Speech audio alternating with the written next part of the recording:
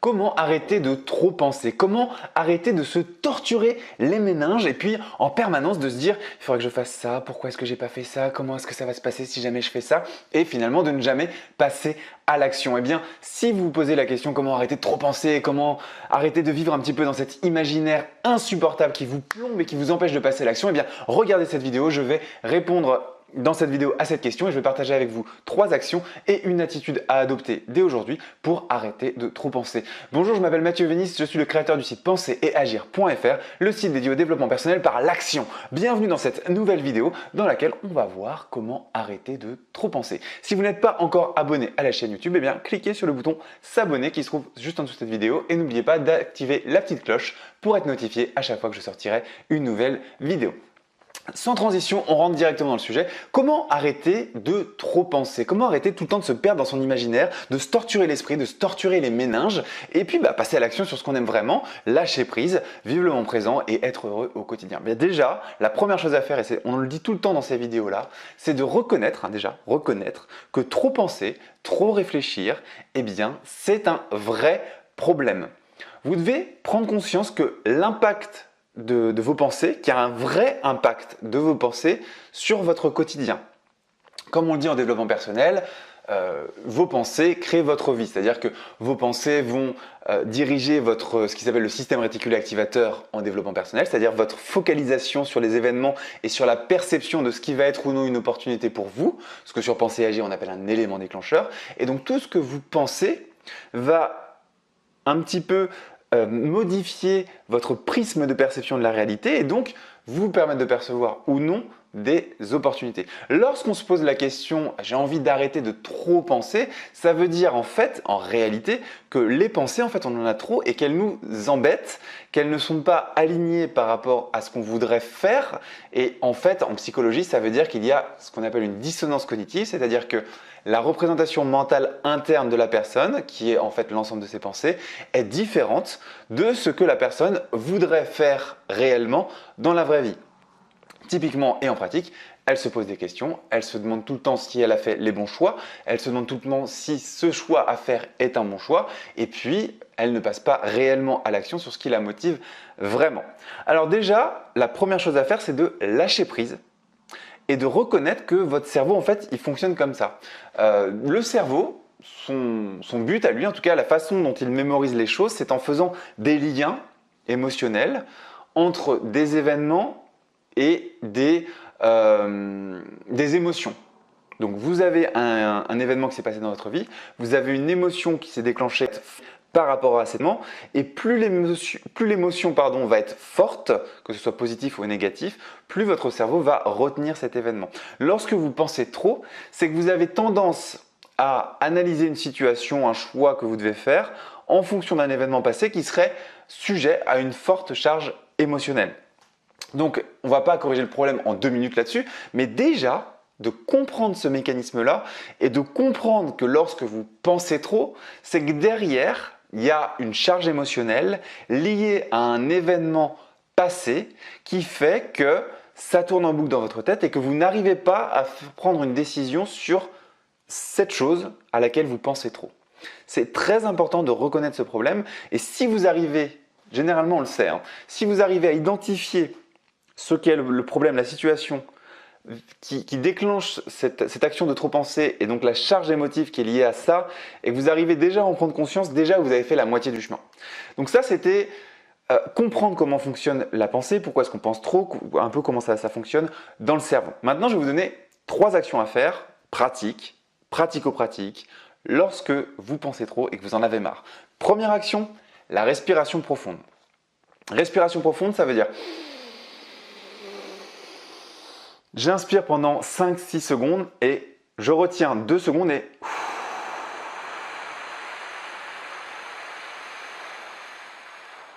je vide tout l'air de mes poumons en faisant un petit trou ici au niveau de la bouche, comme ça. Vous voyez? Ça prend environ 10 secondes. Donc il y a environ 5-6 secondes d'inspiration, 2-3 secondes de blocage et 10 secondes d'évacuation douce de la respiration. Je vais en faire une avec vous et vous répétez ça 5-6 fois. Qu'est-ce que ça permet de faire? On va le refaire juste après, mais qu'est-ce que ça permet de faire? Déjà, ça permet de se focaliser sur autre chose que ses pensées. Donc on se focalise sur la respiration. Lorsqu'on fait ça, on commence à se détendre et on commence à sortir son focus de ses problèmes, sa situation, penser trop, à je suis en train de faire un exercice dans le moment présent et de me recentrer sur moi-même, de me concentrer sur moi-même. Ensuite, quand on fait ce type de respiration, il y a des choses qui se passent dans le corps. Alors, on ne va pas détailler tout ce qui se passe dans le corps, mais vous allez sécréter un certain type d'hormones, vous allez ressentir du bien-être et du bonheur. Donc, typiquement, sérotonine, dopamine, pour ceux qui connaissent les hormones un petit peu. Donc, en faisant cet exercice-là, de respiration profonde, vous allez naturellement vous détendre, naturellement décrisper votre corps en termes musculaires, naturellement changer votre posture parce que la respiration profonde impose de sortir la cage thoracique et donc de sortir le plexus et donc de se tourner vers l'extérieur. Ça, c'est très important. Donc, ça peut paraître anodin quand on vous dire « oui, il faut faire de la respiration profonde ». Par contre, faites-le déjà, expérimentez ce que je vous dis, et puis avec mes explications, essayez de voir le vrai intérêt. Donc, on va faire une respiration profonde ensemble. Faites-le devant votre smartphone ou devant votre écran d'ordinateur si vous êtes sur un ordinateur.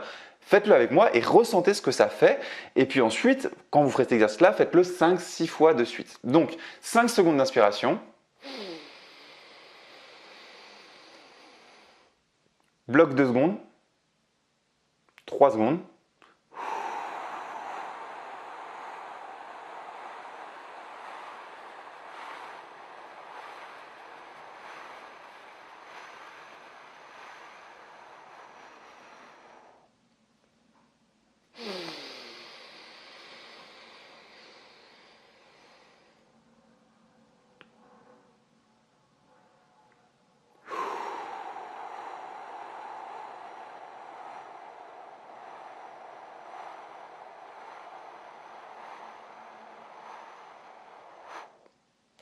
Ok, vous voyez c'est simple, vous comptez environ donc 5, 3, 10. Ça vide l'esprit. Je ne sais pas si vous l'avez fait en même temps que moi déjà, je me sens plus aérien dans ma tête. En tout cas, on sent qu'il y a quelque chose qui se passe et que ça détend. Se détendre, c'est très important lorsqu'on est stressé, lorsqu'on est anxieux et lorsqu'on pense trop. Deuxième action, arrêtez de parler de vos problèmes. Sur Pensez Agir, sur cette chaîne, abonnez-vous si vous n'êtes pas encore abonné. Sur cette chaîne, on parle tout le temps de ce qui s'appelle en psychologie le dialogue interne. Le dialogue interne, c'est le monologue incessant que vous donnez dans votre cerveau. Et donc, lorsque vous vous parlez à vous-même, je suis nul, je suis bon, je suis fort, j'ai raté ça, j'y arriverai pas, j'y arriverai, etc., etc. Ça s'appelle le dialogue interne. Lorsqu'on pense trop, en fait, c'est qu'on se parle trop. Donc, le dialogue interne est réveillé. Une fois que vous avez fait cet exercice de respiration, vous allez écouter votre dialogue interne, c'est-à-dire devenir conscient du dialogue inconscient et interne que vous aviez avec vous jusqu'à aujourd'hui, enfin, sur le moment où vous avez fait cet exercice-là. Généralement, vous allez remarquer que vous parlez de problème. C'est-à-dire, alors parler de problème, ça veut dire parler d'une situation sous un angle négatif. N'importe laquelle des situations, même la plus traumatisante, celle qui pourrait sembler la plus difficile à dépasser, peut être vue sous la forme d'un problème, c'est-à-dire de façon négative, ou d'un challenge, c'est-à-dire de façon positive. Challenge, on va avoir la valeur de dépassement de soi, essayer de passer au-dessus des obstacles qui se présentent pour grandir. Problème, on a un obstacle qui se présente devant nous et on a un abandon, ce qu'on pourrait appeler un échec, mais j'aime pas ça parce que l'échec n'est pas final, mais un abandon, c'est le mot, où l'obstacle nous étouffe et nous rabaisse. Donc, changez votre dialogue interne et dites-vous, écoutez-vous, constatez que généralement, ce à quoi vous pensez trop, eh bien c'est en réalité une situation que vous envisagez comme un problème. Alors ça peut être sous-jacent, hein, parce que des fois, on a l'impression de penser trop parce qu'on va être hyper motivé sur quelque chose, mais oui, il peut y avoir quelque chose de plus problématique qui fait qu'on y pense trop, qu'on y pense trop, qu'on y pense trop. Donc, mettez en avant ça et changez la façon dont vous parlez de cette situation pour arrêter de voir ça comme un problème, c'est-à-dire de façon négative, mais plutôt comme un challenge et donc plutôt d'une façon d'envisager de nouvelles solutions pour aborder cette situation et donc dépasser le challenge. Et voilà. Ensuite, troisième action. Lorsque vous pensez trop, je ne parle pas forcément des personnes qui pensent trop avant de s'endormir et de qui ça empêche de s'endormir. Là, la respiration profonde et puis il y a d'autres astuces avec notamment la cohérence cardiaque peuvent régler le problème avant de dormir. Mais là, je m'adresse aux personnes qui pensent trop au quotidien et qui marmonnent dans leur tête tout le temps. Troisième action, soyez actif. Donc c'est directement en lien avec l'action précédente qui était de d'envisager la situation à laquelle vous pensez trop sous la forme de solutions et de challenges et non plus de problèmes et d'obstacles. D'accord? Donc, vous commencez à définir un plan d'action. Si vous ne savez pas comment définir une action, si vous ne savez pas comment passer à l'action, vous avez tout ce qu'il faut sur la chaîne YouTube de Penser Agir pour trouver des solutions, pour définir la première action, pour passer à l'action, pour maintenir sa motivation.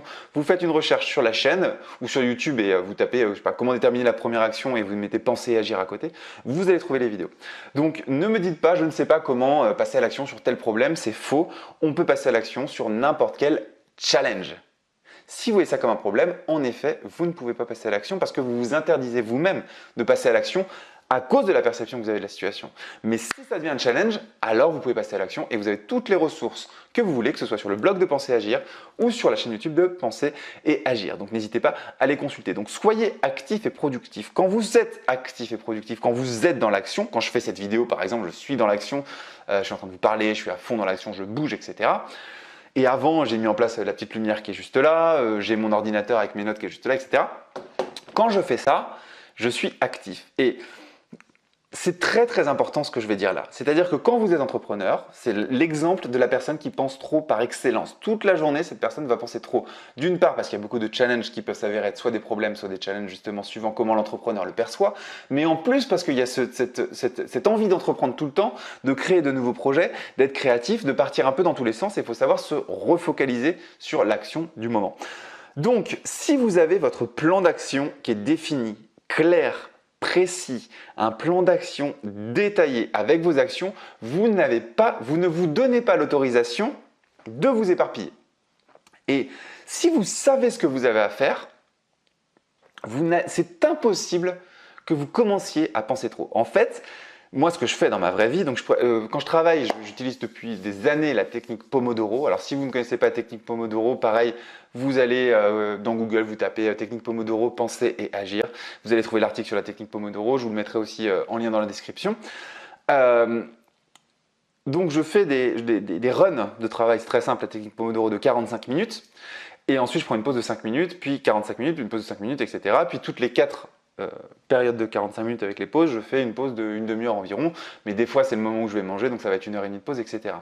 Dans les pauses longues, qui sont entre une demi-heure, 1h30, généralement c'est 1h30, je fais ma pause de déjeuner, ma pause quand je vais à la musculation parce que je fais du sport tous les jours, ma pause le soir quand je mange aussi, ou au goûter, il y a une petite pause d'une demi-heure, 3/4 d'heure, ça dépend des fois.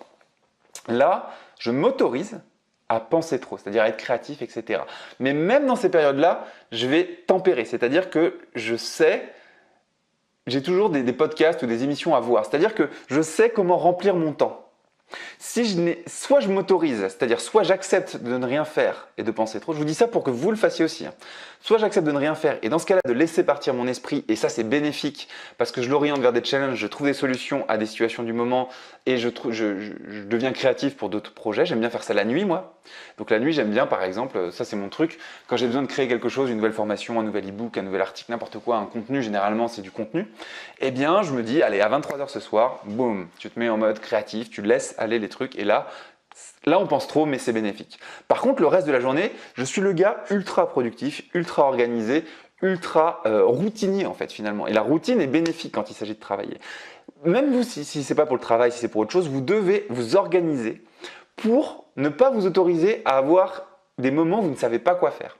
Donc vous devez avoir des plannings, c'est-à-dire savoir sur quoi vous voulez passer à l'action, comment passer à l'action, et avoir un planning en listant les actions et puis les faire les unes après les autres.